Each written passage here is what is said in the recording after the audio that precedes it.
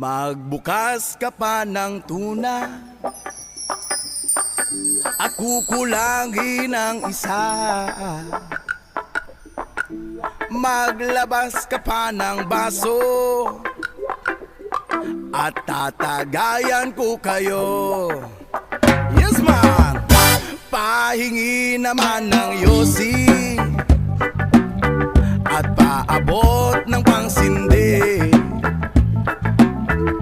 Maghanap ka na ng pwesto,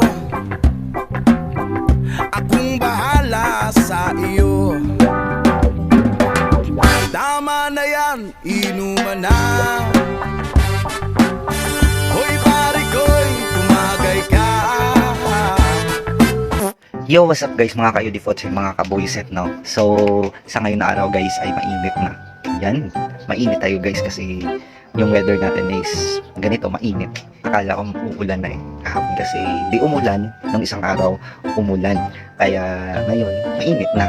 So, ayun nga guys, maya-maya update ko kayo sa taniman natin. Wow! Taniman. So, may papakita ako sa inyo kung sure ba to yung procedure ng paano magtanim ng ng sili.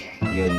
Yung mga guys, mga sili, mga manghang sili, ganun. Try natin mamaya kung paano procedure ng pagtanim niyan yon. So, yun guys, katatapos na, it's already hapon na. Mainit na. So, nakaligo lang ako guys, no. So, kanina wala tayong gawa guys. Nagluto tayo. Maya naman. Sige, mamaya naman. And okay, so yan po yung yung linya-linya na yan. Kung mainit guys, makikita nyo na na parang laya sila. Pero kaninang umaga yung lahat ng mga leaves nila nakataas. Pero ngayon mainit. Siguro pinaprotektahan niya yung yung stem niya. Or nangihina sila ganun. Pero napinyagan ko na yung umaga guys na lang. Mamayang hapon. Ang ganda ng leaves nila kanina nung umaga pa, mga 7 siguro or 6. So ayan lang guys, maya naman. Init guys, grabe yung init to.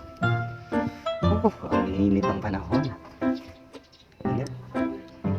So guys, hindi ko pala nakuha yung mga dito, mga damo-damo sa gilid, no. Maya-maya siguro mga hapon kukunin ko na lang yan. Parang galaw-galaw man tayo guys, no.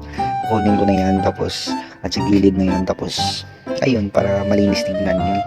Maya-maya may update ko kung paano ko ilagay yung sili na seeds, at saka linisin natin dyan guys para dagdag sa video na to, no? So yun lang guys, mamaya naman. So what's up guys, magandang hapon na ulit, no? Nakatulog ako ng maikli, no? Tapos hapon, no? So check natin guys kung laya na yung ating tinanim dito guys. So check natin guys, wait lang. Ito guys, check natin. Laya siya guys.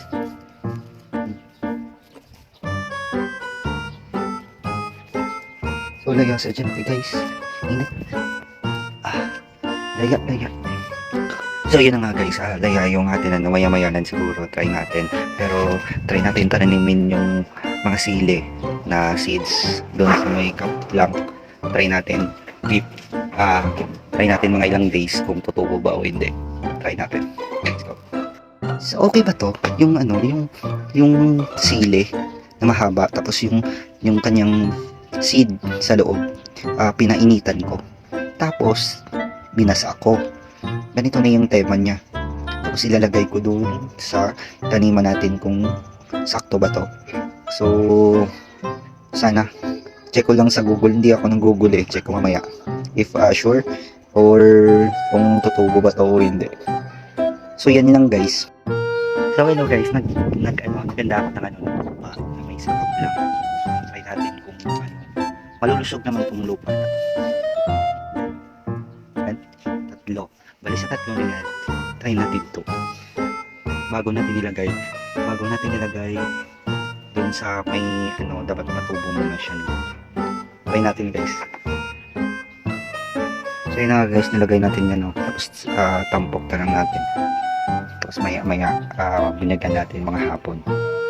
So ito na nga guys, nilagyan ko na. Maya ibinigay natin to guys. Ayan.